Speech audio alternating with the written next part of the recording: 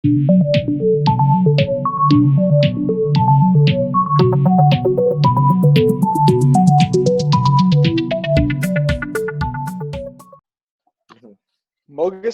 მეგობრებო, დაგიბრუნდით პოდკასტების მორიგი გადაცემით, მეოთხე გადაცემით.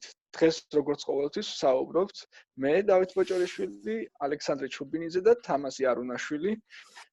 პოდკასტის თემას გაგვაცნობს სანდრო და ბარემ დავიწყოთ საუბარით, სანდრო. მოგესალმებით ერთმანეთს მეგობრებო. მართლაც გრძელდება ჩვენი პოდკასტი და დღეს ჩვენ შევეხებით ერთ ძალიან საინტერესო თემატიკას, არქიტექტურის თემატიკას, ეს გახლავთ არქიტექტურა და გრაფიკა.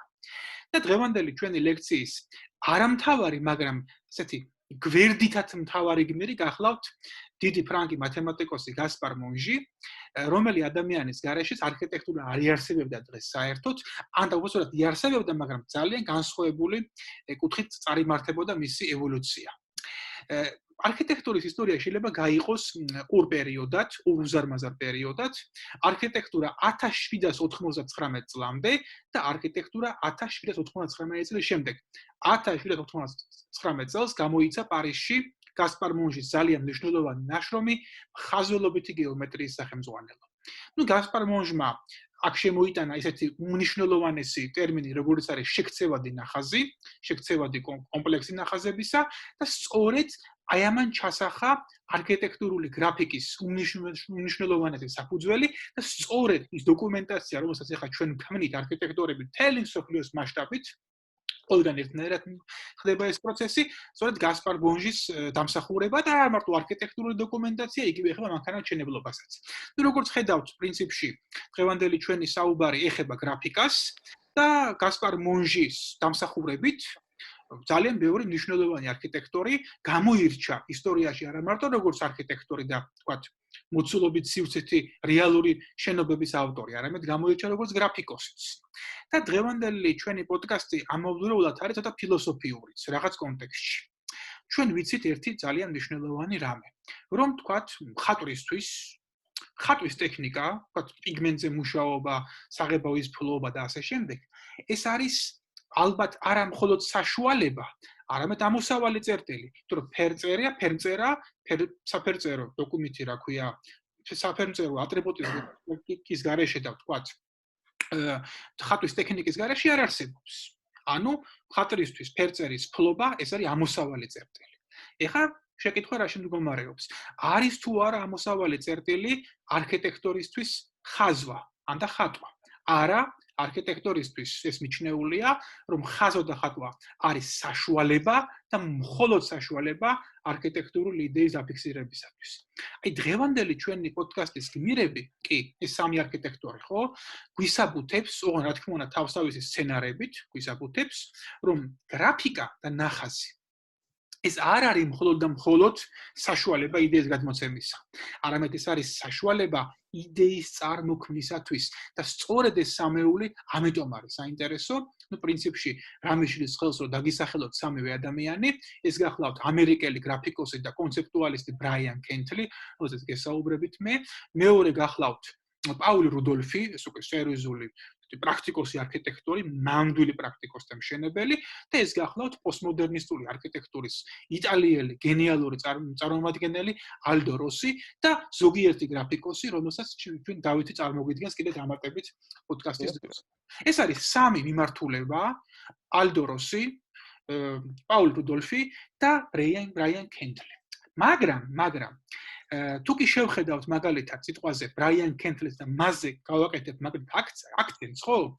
ჩვენ დავინახავთ, რომ ამ შემთხვევაში, ამ ავტორის შემთხვევაში, ხო? გრაფიკა ეს არის იდეის წარმომშობელი, ფორმატ წარმომშობელი და საზრისის წარმომშობელი არქიტექტურაში. ანუ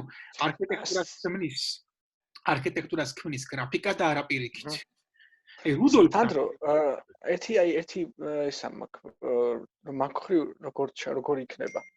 როგორც წესი ხო არქიტექტურა პრაქტიკული ფიზიკური სახით ჩნდება, თეორიული შრომები და ჩანახატები კულისებში გადადის ხოლმე და. რა იწევს Bryan Cantley-ის შემთხვევაში არქიტექტურას, აი ხაღალზე გადმოტანას. რა საშუალებებს ხედავს ის ფურცელზე, ისეც, რასაც პრაქტიკულ არქიტექტურაში ვერ შემოგთავაზებდა. ალბათ ეს იქნება ხო მთავარი კითხვა. ძალიან მნიშვნელოვანი კითხვა. ბრაიან კენთლიმ ამას თავიდანვე უპასუხა და თქვა, რომ მისთვის მნიშვნელოვანია იმგვარი არქიტექტურის კეთება, როგორი არქიტექტურაც ვერ აშენდება. ოღონდ ვერ აშენდება განა იმიტომ, რომ მაგალითად ტექნოლოგიურად არის შეუძლებელი, არამედ უბრალოდ შეუძლებელია არქიტექტურის ამგვარი არსებობა ჩვენ რეალურ გარემოში. მაგრამ მისი კვლევები, თქვათ, მაკეტირებისას, გრაფიკული ძიებებისას, ეს არის არა მხოლოდ სიამოვნება არქიტექტურისაგან, არამედ ეს არის საშუალება, რომ გარკვეული სივრცეები, გარკვეული კონცეფციები შეიქმნას და მე უკვე ეს ყველაფერი გახდეს რეალური ფიზიკური არქიტექტურის მსახური. ანუ მარტივად რომ ვთქვათ, ბრაიან კენტლი ეს არის კლასიკური გაგებით თეორეტიკოსი არქიტექტორი, რომელიც ტექსტებზე ნაკლებად მუშაობს, მაგრამ მუშაობს უფრო მეტად გრაფიკაზე და აი აქ სანდრო, თუ აქვს პრაქტიკულად განხორციელებული ნამუშევრები, თუ მთლიანად კვლევები და თეორია არის? მარტო კვლევები და თეორიები და ბრაიან კენტლის მთელი ბიოგრაფია ამაზეა დამყარებული, ის არის თეორეტიკოსი, ის არის პედაგოგი და ეს არის პრინციპში ტექსტების შემთხზელი არქიტექტორი და ასეთი ძალიან უყვარს საჯარო მოხსენებები და ბევრ უნივერსიტეტში არის მიწვეული. ეხლა მეორე სიტყვით გეტყვით, რაში მდგომარეობს ბრაიან კენტლის მთელი ფილოსოფია და ნელა გადავიდეთ, დავათვალიეროთ მისი ნამუშევრები, რას ვკარგავთ. ხო, გეტყვით, რომ იგი იყენებს როგორც კლასიკურ გრაფიკას, ანუ ეს არის ტუში, პიგმენტების აღებავი და ამავდროულად იგი იყენებს მაკეტირების ტექნიკას და კომპიუტერულ გრაფიკას და ყველაფერს შევხვდებით ეხლა ჩვენ. ძალიან საინტერესო ნამუშევარი იყო, ეკლესიის ტაძრის გეგმა რო იყო, ძალიან კლასიკურ სტილში შესრულებული და ზემოდან მოულოდნელი თანამედროვე კომპოზიცია. თანამედროვე. და ეხლა ნახეთ, მოკლედ 2011 წელს ბრაიან კენტლი წერს თავის უმნიშვნელოვანეს წიგნს, აი ეს არის ბატონი ბრაიანი. იგი წერს ძალიან მნიშვნელოვან წიგნს, სადაც მოცემული არის მისი მთელი არქიტექტურული ფილოსოფია, ეს არის ერთგვარი მანიფესტი და მანიფესტს უწოდება ძალიან უცნაური სიტყვა, მეკუძუ. ანუ ეს არის სიტყვა შეთანხმება mechanical კუძუ. მოდი განმარტოთ. mechanical შევეხები რა და როგორ და რანაირად და კუძუ კიდევ უფრო საინტერესო რამეა, უცნაურად ჟღერს, მაგრამ იგი არის პარკოსანი მცენარის იაპონური სახელწოდება. კუძუ გავდა იაპონურს. ხო. და რატომ კუძუ? რას ნიშნავს კუძუ? და რას წარმოადგენს ეს სცენარი? ეს არის მეგობრებო ენდემური იაპონური ჯიში, პარკოსანი მცენარისა, რომელიც მერე გავრცელდა ნელ-ნელა და მეორე მსოფლიო ომის შემდეგ შევიდა ამერიკაში. კუძუს ახასიათებს ერთი ძალიან უცნაური თვისება. კუძუმ არ იცის უკანდახევა. საკმარისია კუძუს თესლი მოხდეს ნებისმიერ სუბსტანციაში. ეს იქნება მიწა, მინა, ხე, ლითონი. ეს იქნება ვერტიკალური სიბრტყე, ჰორიზონტალური სიბრტყე, ეს იქნება დახრილი სფეროსებური. კუძუს თესლი ყოველთვის პოულობს საშუალებას, რომ გაიხაროს და მოედოს თელ ზედაპირებს. ეს არის, მოდი ასე ვთქვათ, ეს არის დაახლოებით იგივე, ვთქვათ, რასაც ჩვენ სცენარეს უშვებენ ხოლმე ფასადზე, ხო? მაგრამ ალბათ 1000-ჯერ და 2000-ჯერ უფრო დაუნდობელი და ძლიერი. და ბრაიან კენტლი ამბობს, რომ მისი კონცეფცია შედგება მექანიკური კუძუს ფილოსოფიისაგან. ანუ იგი ქმნის მანქანა მექანიზმების გარკვეულ სისტემას და თქვენ ხედავთ ახლა თქვენ აი ამ გარკვეულ ფრაგმენტებში, რომ ეს არის არა არქიტექტორი, მხოლოდ არამედ არის მანქანათმშენებელი. ოღონდ ბრაიანის მანქანები დავითმა რო ახსენა, ხო? და ბრაიანის მანქანები ეს არის ბიომანქანები, რომელიც ახდენენ მთელი სივრცეების ოკუპირებას. ახდენენ ნებისმიერი ფიზიკური სივრცის შთანთქმას და დაპყრობას და საკუთარი მნიშვნელობის გავრცელებას. და პრინციპში, ხო? ეს არქიტექტურისთვის დამახასიათებელია. გარკვეულწილად რა. ხედავთ კიდევაც და რაც არის კიდევ ძალიან საინტერესო, აქ ჩანს სიცოცხლის, ანუ ბუნების მიერ მოცემული მშვენიერის, როგორც შეიძლება ვახსენებ ხოლმე, დაპირისპირება კულტურასთან. და ეს დაპირისპირება ამ ორ სუბსტანციას შორის ბრაიანმა შეძლო და გააერთიანა და ერთმიმართულება მისცა.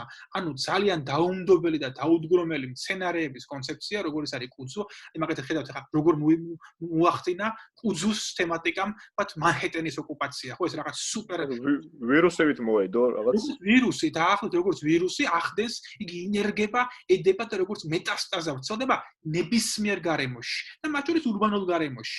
და ბრაიან კენტლი სწორედ აი ამ ფილოსოფიას აწვება, ამავდროულად მას შემოაქვს უკვე არქიტექტურულ გრაფიკაში და არქიტექტურის ენაში მანქანის და სამრეწველო დიზაინის თემატიკა დააკვირდებით ცოტათი, რომ აი ეს ობიექტები არის სანდრო, აი ეს ობიექტი რო გავაჩეროთ და აი 5 მასის სკოლასთან რამდენად კავშირი ქონდა კენტლის? კონსტრუქტივისტებთან. იცი როგორ ანუ ფორმით ან იდეით.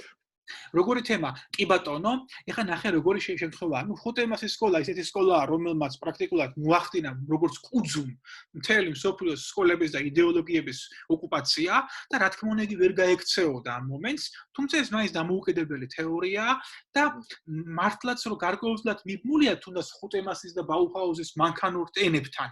მაგრამ ეს არის ალბათ უკვე 21 საუკუნის გემოსხილვა და 21 საუკუნის გვაჩვენებს უფრო მეტად. კი, სხვათა შორის ძალიან ანუ გათანამედროვებულ ვარიანტს გავს ავანგარდის, აი ლისიცკისეული ჩანახატები. კი, აი გამახსენდა. საკმაოდ საფუძვლიანი, ანუ მაგაზე ზუსტად ეგეთივე კითხვა მქონდა კავშირებზე. იქცებ შემთხვევით გავეცით პასუხი კიდე. რა თქმა უნდა, ეს ლოგიკის ეს დმა ჩანს თუ როგორი ტექნოგენურად და როგორი კომპიუტერიზირებულია და მოკლედ მარტივად ვთქვათ, ეს არის დაახლოებით ჩვენი ეპოქის ერთგვარი ლისიცკი შეიძლება ასე.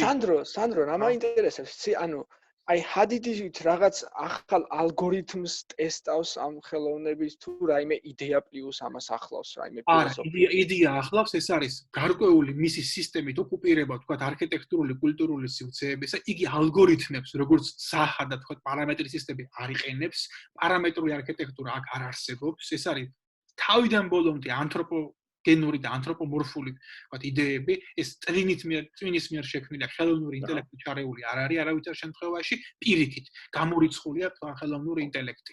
და ანუ შემთხვევითობებს არ იყენებს, ხო? არა, ეს არის თითოეული ფორმა, ეს არის სულიად წინასწარ განსაზღვრული, რაღაც დინამიური მანქანის ნაწილი, რაც შეიძლება ასე ითქვას. და ყველაფერს თავი გავანებოთ და ამოვიღოთ კონცეფცია, ამოვიღოთ იდეა და დავტოვოთ წმინდა ფორმა და მოდი ვთქვათ, ფორმაც ამოვაგდოთ. ჯერ მარტო გრაფიკული კომპოზიციებია ძალიან ესთეტიური და ძალიან ლამაზი. ამას ვერ გამოვხდით. თან იყენებს ამ ციფრულ მეთოდებსაც, თურმე ვთქვათ, მარკერი და ასე შემდეგ. კი, მარკერი და კოლაჟები, ხო? კოლაჟები, რა თქმა უნდა, კოლაჟები იყენებს, ვთქვათ, რა ქვია, მაკეტირებასაც, სადაც უკვე თავისთავად გამოყენებული არის, ვთქვათ, იგივე ლაზერების, სინთეზრელები და ასე შემდეგ და რაც ძალიან მომწონს, ერთხელ თავდაბალე კაცია. ერთხელ მივწერე იმაში, რა ქვია, მესენჯერში, რომ ბატონო ბრაიან, ძალიან აღთოვანებული ვარ თქვენი შემოქმედებით და გაფასებთ, მეტი არაფერი არ მეთქვი, გაფასებთ ძალიან და მომწერა ეგეთი უცნაური პასუხი, რომ მიხარიაო, რომ ესე შორეულ ქვეყანაშიცო ჩემი სახელი გაუგონია თუ არა და მეგონა რომ ჩემ სტუდიის ფარგლებში ვარ ცნობილიო. მე უთხარი, დიდი გავლენა მოახდინეთ ჩემზე, მე კი მართლაც ესეა, თქო მე რაღაცებს რომ ხატავ ხოლმე და რაღაც სტრუქტურებს ვაგებ, რაღაც გარკვეული არაპირდაპირ, მაგრამ გარკვეული ნათესაობა მაინც ვხედავ ხოლმე გარკვეულ შემთხვევაში და სხვათა შორის პირადი ბიოგრაფიიდან რო გითხრა და ამით დავასრულებ, მე დავიწყე ლისიცკის და მოდერნისტების შესწავლით და პრინციპში ეხლა აღთოვანებული ვარ და ეხლა ვსწავლობ და შემდეგ აღმოვაჩინე ქენთლი.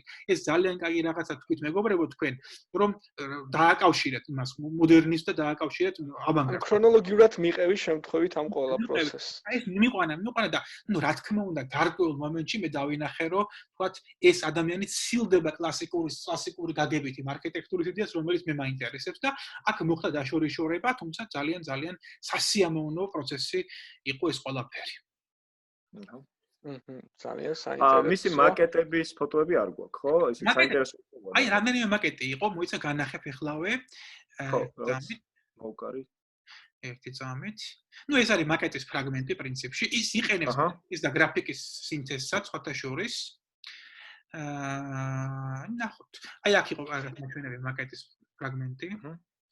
საგამოფენებლობაში. ეს სანდრო რა მაინტერესებს ტექნიკურ ვარიანტში, ანუ აპლიკაციის ვარიანტია თუ ეს ერთი ფურცელი, აი ნახატებს გულისხმობ. აპლიკაციაზე ფურცელიც. როგორ არის იცი?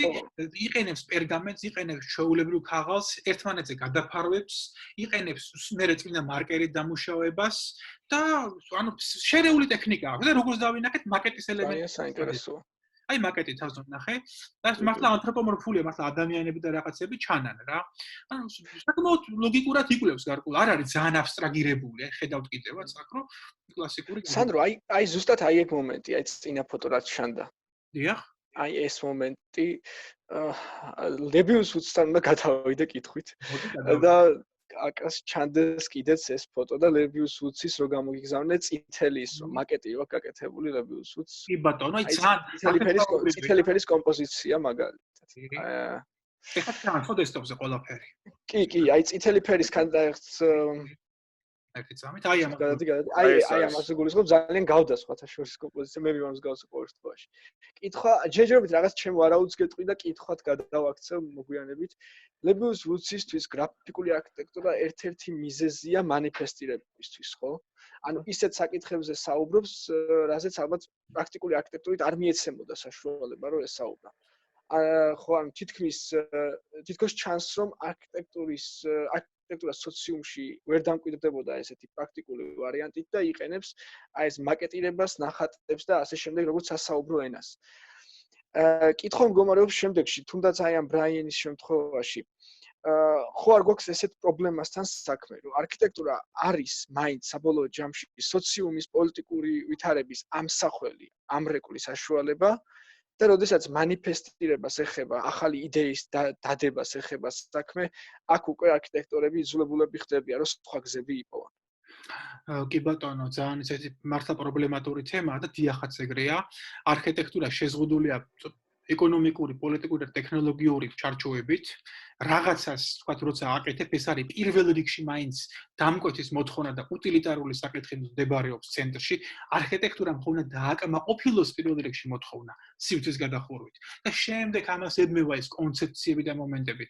უმეტეს შემთხვევაში და ბევრი არქიტექტორი, რომელიც მაგალითად გაბეზრებულია, თქვათ, სტანდარტული, თქვათ, საშუალო სტატისტიკური დამკვეთის დაკმაყოფილებით, რა თქმა უნდა, თავის კონცეფციებს და იდეებს ეძებს აი მართლაც ექსპერიმენტულ მომენტებში და სულ უმართლებს ხოლმე, გაუმართლა აიზერმანს, გაუმართლა ზახას და კიდევ ბევრს. თუმცა, ნუ რაც ყველაზე საინტერესო გაუმართლა იმას, კოფიმელბლაუს და გაუმართლა თავისი ოფისის დაარსებიდან დაახლოებით 30 წლის შემდეგ. 60-იან წლებში დაარსდა კოფიმელბლაუ და 1989 წლამდე ის ცნობილი არ იყო. მაგრამ მათი კონცეფტები მაინც ასე თუ ისე მშვიდობიანია, თვალებში მშვიდობიანი, ანუ ძალიან აი ზაჰადიდის პროექტები არის რაღაც ისეთი განსაკუთრებული ფორმები, მაგრამ დემოკრატიულია, ხო? აი ლებეუს ვუდსის შემთხვევაში გვაქვს ძალიან დიდი კონფლიქტი თვითონ იდეებში, იდეაში. ისა დავით, ასევე ლებეუს ვუდსი ერთ-ერთ ინტერვიუში თვითონ იძახდა, რომ მე არ მაინტერესებს მაგალითად ფანტაზია და იდეებიდან რო ჩამოვიტანო, მე ადამიანთა პრობლემების ასახვა, ანუ რეალური ტიპია მაინც, ხო? თაზო, ლებეუს ვუდსის ნამუშევრების ძალიან დიდი ნაწილი იუგოსლავიის კრიზისს ეხება, ხო? კონფლიქტებს და ანუ პოლიტიკურ მოვლენას განიხილავს. ახლა ზაჰადიდისგან და აი მსგავსი არქიტექტორებისგან განსხვავებით, მისი არქიტექტურა ცოტა პრობლემური იქნებოდა ალბათ რეალურად რო არსებულიყო. მე ვფიქრობ, რომ იყო ერთ-ერთი მიზეზი სწორედ გრაფიკის დაწყების ის, რომ აქ არ ეყოლებოდა მტრები. აი ისა, კორბუსი ესაც ქონდა ის მომენტი, რომ აი თქვა არქიტექტურაში რაღაცაში რო გაიჭედებოდა, იმიტომ მას ქონდა კიდე სხვა ფორმები, თქვა გამოსახვის ფორმები, ქანდაკება იქნებოდა თუ ფერწერა, ხო? ანუ ის დაკვეთები არ ყოფილა, ეს ფერწერა და ქანდაკება იყო პირადი იმ ფანტაზიების და ემოციების გამოხატვის ერთ-ერთი გზა. ვუდსთანაც თქვა, დავითმაც რას თქვა ეხლა? ანუ ამ გრაფიკით და ამ საშუალებით გადმოსცა ზუსტად ის პრობლემები და ის თავის ჩანაფიქრები. და მართლაც ანუ ხალხის თემა აინტერესებდა უფრო მეტად. კი, გრაფიკული ენით, კი და არქიტექტურის ენით. სანდრო, მეორე საინტერესო მომენტი დავამუღამე შენ საუბარში და სიცკია, ხო? მინდა რომ გავკრაკბილი. აი ამ რა ქვია, პარკოსან თემას. გამახსენდა იაპონელი მწერალი ჰარუკი მურაკამი. დიახ. რომელსაც თავის ნაწარმოებში ჰარუკი მურაკამი 1084-ში აღწერს უცნაურ რაღაც ცოტა უცნაური მოვლენები ხდება და ერთ-ერთ უცნაურ მოვლენაში შედის საჰაერო ჭიის პარკის მომენტი. ესეთი რიტუალია აღწერილი, როდესაც ერთ-ერთი პერსონაჟი საჰაერო ჭიის პარკს ქსოვს, რაღაცა მითოლოგიური მოვლენაა და ამ საჰაერო ჭიის პარკისგან გამოიჩეკება ამ ადამიანის ერთგვარი უსულო ასლი. ნუ შეიძლება ცოტა უხეშად თავწელე ხლა, მაგრამ რაღაცა ესეთი ვარიანტია და აშკარად იაპონურ კულტურაში შეიძლება რაღაც აქამდე შევხვედრი რამდენიმე ვარიანტს სხვადასხვა შორის იაპონურ ლიტერატურაში რაღაც ჭიის პარკებზე და პარკოსან სცენარეებზე საუბრობენ. მულტფილმებში საინტერესოა ისიც თვითონ აი ეს პარკოსანი არსებების აი ეს გადაქცევის მეტამორფოზას მომენტი დღემდე შეუსწავლელია და ალბათ ეგეც იწვევს მითოლოგიზაციას. სხვადასხვა ხო აი შეუსწავლელია თქვა როგორ ჩდება პეპელა. ანუ დღემდე არიციან. პეპელა რაღაც საოცარ პროცესს გადის. აი ამ ხრივ უცებ დამაინტერესა, არ ვიცოდი მაგ ხრივ თუ ქონდა იდეა თავარი წამოღებული. ხო ეს სიმბოლოების ის პეპელა არის სიმბოლოების ენა რასა მოთქაცო ქრისტიანობის სიმბოლოც არის ერთ-ერთი თქვა ადამიანის თქვა მდგომარეობები გარკვეული ხო ტრანსცენდენტალური თუ იმანენტური მდგომარეობები ხო და კი ეს არის კულტურაზია მიბმული სანდრო ხო არ გადავიდეთ ახლა იმ გრაფიკებზე კი ბატონო როგორც იცანებ დროშიც ის რო აქნოთ და მე ეს ყველა თემა შევაჯამოთ და რა ინებს კი ბატონო იყენებენ რა ინსტრუმენტებს კი ბატონო ეხლა მე გავხსნი მაშინ ალდო როსით დავიწყოთ მოდი ალდო როსით დავიწყოთ კი ბატონო კი ბატონო ჩანს ყველაფერი კი უბრალოდ გადიდება უნდა და მორჩა ჩვენიერი აი მოკლედ ვიტყვი ალდო როსის თქვა ბიოგრაფიას და იმას არ დავიწყებ ანუ მარტივად მოკლედ ვიტყვი რომ ეს იყო იტალიელი არქიტექტორი თავისი თანამედროვენი ახასიათებდნენ როგორც პოეტი რომელიც არქიტექტორი გახდა ანუ იდეაში უფრო პოეტი იყო ვიდრე არქიტექტორი მაგრამ თქვა ლექსები საერთოდ არ აქვს დაწერილი თავიდან იყო თეორეტიკოსი ესაა მე-20 საუკუნის არქიტექტორი ერთ-ერთი დიდი გავლენიანი სხვათა შორის პირველი იტალიელი ვინც პრიცკერის პრემია აიღო ეს ბოლოს უკვე პრაქტიკულ ნამუშევარზე რაც გადავიდა თავიდან დიდი გავლენა ჰქონდა ამ მილანური სკოლის და ვენეციური სკოლის და ერთ-ერთი ნამუშევარი აქ თუ არის ჯორჯო კირიკოს ანუ სურეალისტი ენწერის სურეალისტებიც ხო იყოფოდნენ ანუ უფრო ფსიქოანალიზის მხარეს ვინც იყვნენ და უფრო ფილოსოფიის მხარეს ანუ რო ავიღოთ თქვა სალვადორ დალი უფრო ფსიქოანალიზისკენ იყო რენე მაგრიტი უფრო ფილოსოფიურად უდგებოდა. აი ეს კირიკო სადღაც თანაკვეთა იყო და კირიკოს ცოტა მიბაძა, ასევე მისი გავლენები ჰქონდა ფორმის გადმოცემისთვის და მარტივად იყენებდა ეს ალდო როსი ფორმებს, აი სამკუთხედის და კვადრატის და ტრაპეციის გამოყენებით. ასევე რომ ეს არის კირიკოს ნამუშევარი და ახლა რომ გადავიდეთ ალდო როსის რამოდენიმე ნამუშევარზე, სანდრო. აი ეს უკან რაც არის, გავაჩეროთ. აი ეს არის მისი ცნობილი ჩაიდანი. ხვდა ბედად რომ მენახა ეს ჩაიდანი, ასევე მისი ცნობილი კონუსური ფორმები. ნუ ეს ბაუჰაუსის გავლენაცაა და პლუს თვითონ არქიტექტურის, ანუ მილანის არქიტექტურის. მისი ყოველი ნამუშევარი თითქოს ესკიზებშიც დგავს შენობებთან და შენობებია. აი თუ დააკვირდებით აი ეს გუმბათი ასე შემდეგ. ანუ ეს უბრალოდ დგავს ამ ფიგურებს, ამ ჩაიდანებს, ამდენჯერმე შეგხვდა ჩაიდანი, ხო? უბრალოდ არის, აი შემდეგი ესკიზი რაც იყო ნახეთ. თავიდან იყო თეორეტიკოსი, როგორც თქვი, მე არქიტექტურაში, ანუ პრაქტიკულად გადავიდა და ბოლოს სამრეწველო დიზაინში წადა ბედი და 1-2 ჩაიდნის ესკიზი რადგან გააკეთა და სკამის შემდეგ დაინტერესდა და ბოლო პერიოდი ძირითადად ამ დიზაინით იყო გატაცებული და აი ეს შენობების სტილი და სიმარტივე გადაიტანა ზუსტად აი იმ თავის ჩაიდნებში რაც იყო აი ერთ-ერთი კაი ესკიზი სხვათა შორის წინა ფოტოზე გადადიეთ წამის ანდრო ნახე რა საინტერესო რაღაც ჩანს ხედავთ ვენეციის სურავი თეატრი კი მგონი ამ დროს ვენეციის სურავი თეატრია სანდრო დააკვირდით თაზო დააკვირდით იმებს ფანჯრების და მეების ჩარჩოების ზოლებს რო ხატავს. გონი ეგ არის პირველი ჩანასახები, როდესაც ნელ-ნელა დაიწყეს ჩარჩოზე კონცენტრირება, კომპოზიციის ჩარჩოზე კონცენტრირება ნელ-ნელა ვიდრე დეტალებზე თუ მორთულობებზე. ხო, ანუ მორთულობა, აი სანდროც გვეტყვის მის არქიტექტურის ნიმუშები არ მაქვს. ანუ აქ ძირთად თლიანობაში უფრო აღიქვავდა. ნახეთ. ანუ თლიანობაშია ის ჩაიდანიც, ის კოშკებიც და აი თქვა აქ სხვადასხვა მილანის ერთ-ერთი ეკლესიაც ჩასვა, უბრალოდ ალბათ თავისთვის გაერთო ესე, რო თქვა. მეთამეთ, კარგად. ბოლომდე ჩავთვალოთ. ყველა არ იყო ხო ჩართული მგონი? იყო მგონი, მოიცა. მოდი გადავამოწმოთ. ვაი, ესე აი რეალური ჩაიდანი უკვე და მაგ პანჯერასთან როგორ დამოკიდებული. აი რა მაგარი ანუ ესკიზი ხო? ანუ თან თვითონ ერთობა, თან კვლევის ობიექტია და ცალკე ესკიზიც კი ესეთი ნამუშევარია. ანუ საკმაოდ განსხვავებული მიდგომა აქვს ვიდრე ლებეუს ვუდს, ხო? რა თქმა უნდა. და ეს ბაუჰაუსის პირველი ნამუშევრები ძალიან გავს 3D Max-ის პირველ გაკვეთილებს, მარტივი ფიგურებით ჩაინიკებიდან. აი ერთ-ერთი ჩემი საყვარელი ნამუშევარია ეს. წარმოიდგინე, აი რაღაც კვლევის ობიექტი ჩვეულებრივ რეულის ფურცელზე დახატული. ესეთი ნამუშევრები აქვს სხვათა შორის, აი ესეთი კვლევის პეტრე ოცხელის ნამუშევრებიც, ხო? აი რაღაც ბლანკებზე და აი ჩეკების მაგვარ ნამუშევრებზეც რო ეს ფორმები როგორ ამოყავს და აუცარია ოცხელი. ფერებიც, ხო. ეხლა მოდი რუდოლფ შევადაროთ და ეს ყველა რო შევაჯამოთ პოლ რუდოლფი არის უფრო ამერიკული მოვლენა, ანუ ამერიკელი არქიტექტორი, მისი მხოლოდ გრაფიკები ნახოთ ეხლა. იელის უნივერსიტეტში სწავლობდა და ასევე პროფესიონალიზმის პიკია რუდოლფი. კი, ეს რუდოლფი არის ადამიანი რენდერი. ურბანისტიკის მასწავლებელი. კი. რუდოლფის და ნახატებს ჩემი კომპიუტერი რაღაც გადაიწვა. სხვათა შორის მისი გეომეტრიული ფორმებზე გავლენა იქონია ასევე გროპიუსის მიერ დაარსებულმა სკოლამ ამერიკაში, იმის რა ქვია. ერთ-ერთი სკოლა სახელი დამავიწყდა, ან დიზაინის სკოლა იყო, ანუ არქიტექტურას დიზაინს ორივე სწავლობდა და მისი ნამუშევრები, თქვა ალდო როსისგან განსხვავებით, უფრო არის იმისთვის, რომ ფორმა გადმოსცეს მაქსიმალურად კარგად და არა, მაინც და მაინც ესეთი ალეგორიული იდეებზე არ არის. ეს სულთა პრაქტიკოსია, ის სხვაც რო ნახოთ. აი ნახეთ. ანუ მაქსიმალურად დეტალურად და ფაქტობრივად რენდერი არის.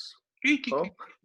თან ეს არის რომელი წლებია დაახლოებით შევახსენეთ? აი, გეტყვი, ერთი და იგივე, კი, ანუ 20-იანი წლებიდან 90-იანებამდე ცხოვრობდა ალდო როსი, ხოლო აი ეს რუდოლფი სადღაც ეგ პერიოდია ზუსტად, ანუ 90-იან წლებამდე ისიც. ოღონდ უფრო ადრე დაიღუპა ეს.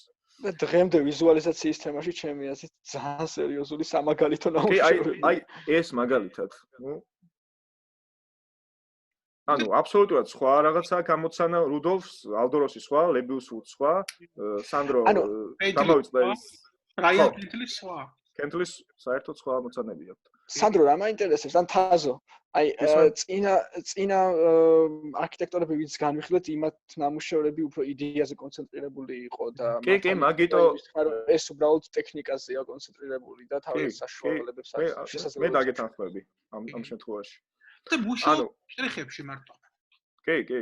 აი ალდო როსი არის სუფთა ფორმის განმოსაცემად. ალდო როსი კი არა, რუდოლფი აი ეს. ხოლო ალდო როსი ფორმის ის პოეტურობა თავისი ის სილამაზე შეაქვს, მაგრამ ის ქენთლი და ვუდსი რაც არის ის სუფთა კონცეპტუალისტები არიან. რა თქმა უნდა. რა ისა, მაგრამ ნახე, როსისთან თავარი იდეაა ლაკონურობა და ქენთლისთან ტექნიკაც. კი. აი უცნაური თემები. პრინციპში ქენთლი უკვე ამათთან შედარებით ყველასთან ვინც განვიხილეთ თანამედროვე მოვლენა და ფაქტიურად აჯამებს ამ ყველაფერს. თუ არ აჯამებს, უბრალოდ რაღაც ვალდებულიც არის პრინციპში, რომ უფრო რაღაც მრავალკომპონენტიანი ნამუშევრების შექმნას. ეს ქენთლიზე ამბობ, ხო? ხო, ქენთლიზე ამბობ. კი, სხვათა შორის ადრე ესეთ აზრზე ვიყავი, რომ აი ესე რაღაც ხასვაულებდი და ყოფდი ხოლმე თეორეტიკოსები, დიზაინერები და არქიტექტორები და პრაქტიკოს დიზაინერები და არქიტექტორი. მაგრამ აი გინდა აი არაფერი პრაქტიკული არ ქონდეს გაკეთებული, თქვა როგორც ქენთლის აქვს, ხო? მთლიანად იმაზეა, თეორიაზეა. იმხელა გავლენა გინდა მისი ნამუშევრები რო ნახო, თქვა სანდრო შეიძლება ნახე, აი უფრო მოგინდა კეთება და ასე ან რაღაცები შეცვალა. აი დიზაინერებშიც არის კონცეპტუალისტები, რომელსაც გავლენა არ მოუხდენია როგორც აი გარემოზე ხა ფორმაზე, მაგრამ გავლენა მოახდინა თქვა ფილმებზე. თუნდაც. თქვა ამ შემთხვევაში აი ესეთი არქიტექტორს ხომ ვერ გვეტყვით, რომ აი ესეთი დიდი გავლენა მოახდინა ფილმების ვიზუალზე. ნუ ერთი უცხოს არქიტექტორი როა, ხო? არქიტექტორი რა გიგერი არის, ხო?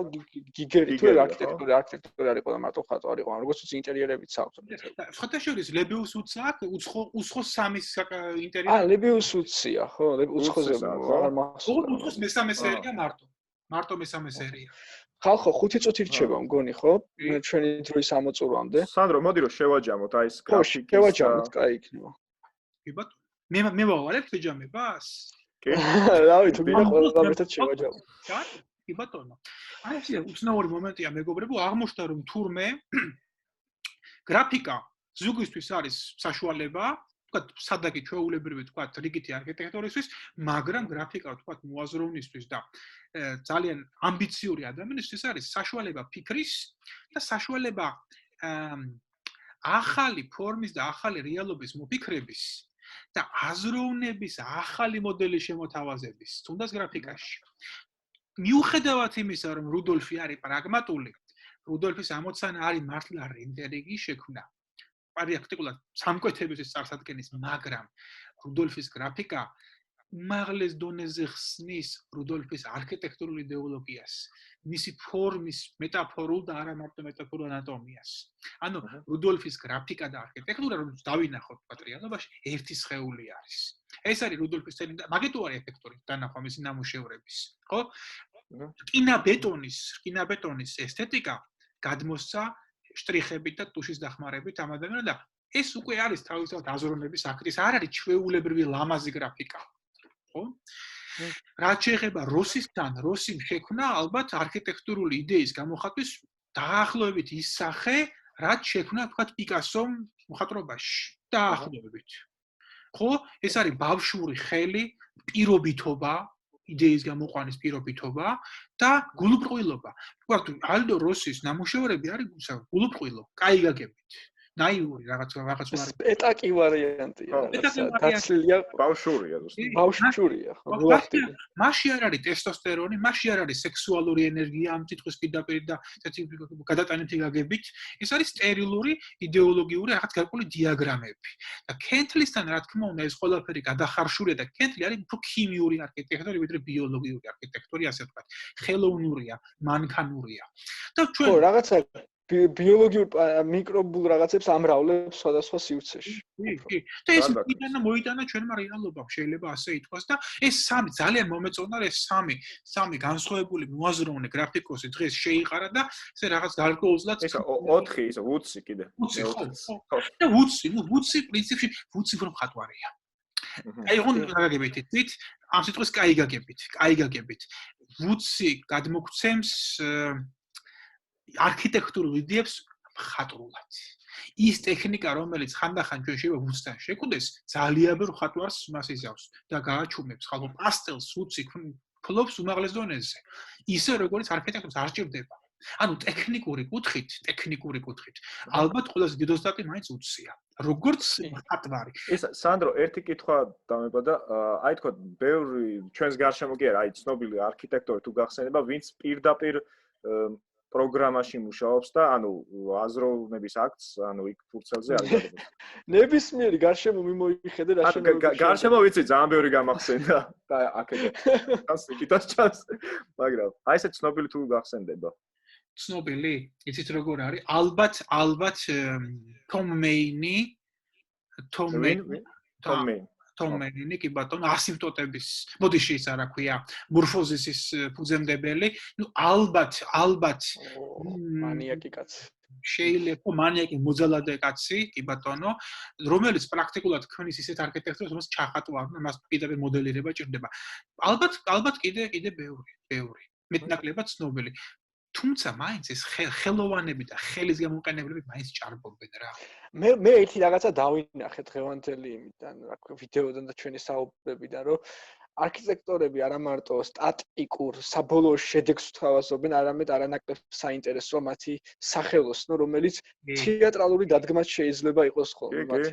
ბატონო, ძალიან მაინტერესებს. სანამ თვითონ შენობამდე მივალთ იქამდე ძალიან სანახაობრივია. აბსოლუტურად ზუსტად. აი რაღაც თქვა ვიღაცა დამაინტერესებს, გინდა მუსიკოსი, გინდა არქიტექტორი, მაინტერესებს მისი ჩანახატები და მაინტერესებს თქვენ მუსიკოსი ის სტუდიური ვიდეოები, რაცა როგორ წერს, ანუ ის შიდა სამზარეულო. ხო, არ გაჩვენებს. ხო, ზოგი გაჩვენებს და ამიტომ მაგით უფრო кайფობ, ანუ შიდა სამზარეულოდ.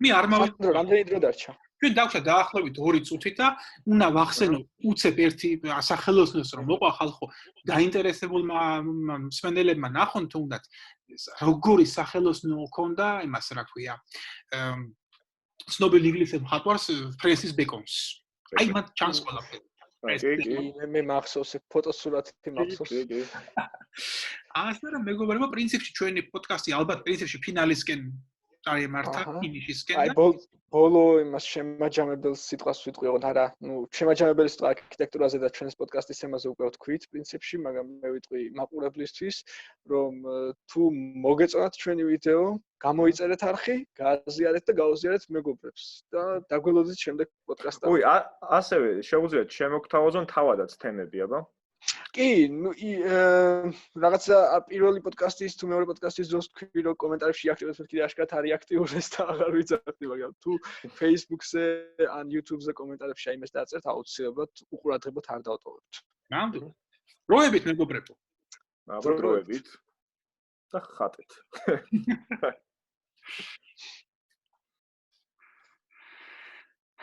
ხო, ეხლა აი მორჩა თუ კიდე იძებს? კიდე იძებს. მე იძებ ახაც მოვაჭრე კაც. ეგ ახლა ჩვენ გამიფიშებით რა. ძალიან საინტერესო გამოვიდა. კი. შემდეგი თემა რა ავიღოთ, შემდეგი. მოვიფიქრებთ.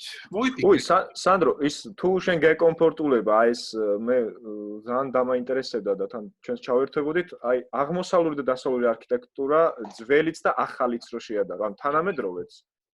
თქვა მოდერნიზმმა რა გავლენა მოახდინა შემდეგ აღმოსავლეთში და ნუ ის ინდოეთი იქნება, ჩინეთი თუ იაპონია, ეს უკვე თუ ან ერთად.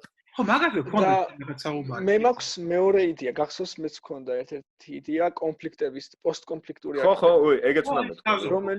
რომელიც პრინციპში ჩვენს დღევანდელობაში ძალიან აქტუალური თემაა. აი, ლებეუს ვუდსი შეიძლება მან ლებეუს ვუდსიც თან გაგრძელებდა აქ ნახსენებ ვარიანტში და თან პლუს კიდე იქნება საინტერესო იმის ხო რა ქვია თანამედროვეობის აღწერა ჩვენთან და სხვა. მოდი გააკეთე ეგ თემა. მე მანამდე მომზადები თქვა აღმოსავლეთ დასავლეთზე და იმაზე და ლებეუს თუ გააკეთებ შენთან პოდკასტზე მაგარი იქნება მაგ. ой, მე ვამზადებ ერთ თემას, ოღონდ შემდეგ კვირისთვის ეს არ იქნება, რა თქმა უნდა, ეს არქიტექტურაზე გავაკეთოთ და